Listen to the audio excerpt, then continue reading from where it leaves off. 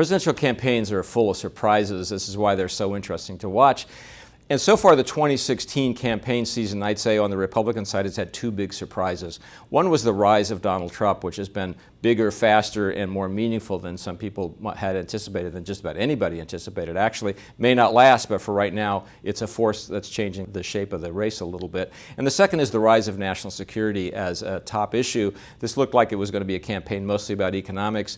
The rise of Islamic State forces and the controversy over the new Iran nuclear deal have changed that a little bit. These two forces are working against the prospects of one candidate, in particular Rand Paul, the senator from Kentucky. The Donald Trump rise has kind of taken some of the oxygen out of the room, taken attention away from candidates like Rand Paul to the new bright, shiny object in the race. That's hurt him a little bit in the polling area.